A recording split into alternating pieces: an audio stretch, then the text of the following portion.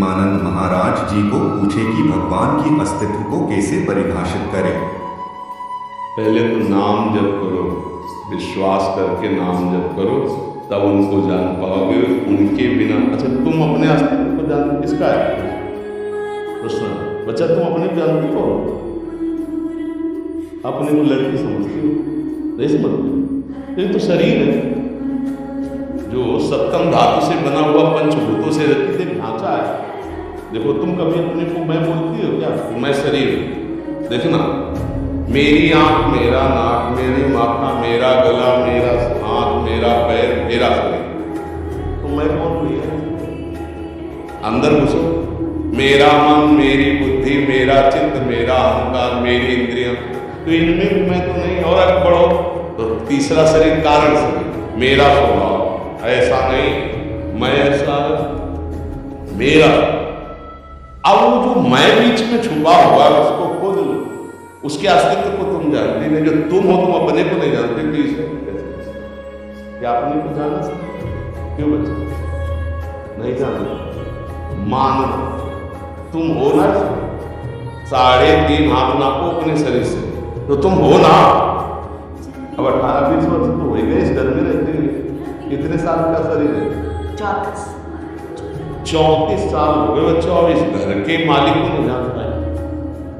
ये देखो ना तबासा पाया, 34 साल हो गए, 50 साल हो गए इसमें रहते। बहुत बड़ा मकान नहीं है, 3.5 हाथ का है। अपने हाथ से नाप लो, 3.5 हाथ निकलो। इसके अंदर तुम हो, लेकिन तुम जानते हो अपने को? सही माने में नहीं जानते, अपने को नहीं जानते।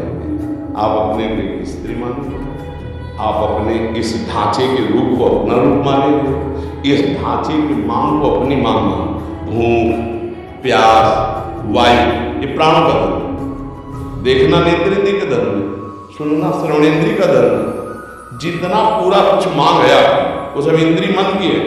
आप हो और आप हो इसलिए जब आप अपने अस्तित्व को जान जाओगे तो अपने अंश भगवान के अस्तित्व को जान जाओगे। अपने को नहीं जाने तो भगवान को कैसे तुम्हें प्रमाणित करें? उस अव्यक्त सत्ता को जानने के लिए पहले अपने को जानना पड़ेगा। अब अपने को जानने के लिए अभी बताओ, इतने में से कौन जानना है? कोई नहीं जानता। अपने को नहीं जानने पाए। बोले जानता क्योंकि मैं शीशे में देखता हूं अपने ये ढांचे को देखते हो, और सबको पता है कि ढांचे से अलग है वो रहने वाला। जब शरीर छूटता है, बोले वो तो चले गए। कौन? बोले वही हमारे पति, हमारे पुत्र, हमारे पिता, हमारे, उनको जानते थे तो रो क्यों रहे हो? जिनको जानते थे तो पड़ा है। बोले वो चले गए, यार शरीर से गए, इसको जलाओ, गाड़ दो, हटाओ इसको। और प्यार जीवन भर उसी शरीर से किया, अपने शरीर से, दूसरे शरीर से, और जो है उसका परिचय नहीं। बोलो आपका क्या अस्तित्व? जब अपना अस्तित्व पता नहीं तो भगवान के अस्तित्व को कैसे? दूसरी हम भगवान के कई बार कह चुके हैं, इसका परिचय जैसे हम मरना नहीं चाहते, ईमानदारी से, सच्चाई से नहीं, मरना नहीं चाहते। नहीं ना, कुछ ऐसा कुछ हो जाए मरना मिट जाए। क्यों? अविनाशी के बच्चा तुम्हारा भी अविनाशी स्वरूप है, बस शरीर को मैं मानने के कारण मरना पड़ेगा। इसलिए तुम्हारे अंदर एक चाहत है तो मरना नहीं चाहिए। इसका मतलब भगवान का अंश क्योंकि वो अविनाशी है। दूसरी बात, हमने दुख नहीं चाहिए, सुख चाहिए। सब बताओ, केवल सुख चाहिए, ऐसा सुख जिसमें दुख का लेस न हो। क्यों? क्योंकि सुख सिंधु के अंश है, सुख सिंधु भगवान। तीसरी बात, हम जिस डिपार्टमेंट में जहां पे सबसे बड़े बन जाए,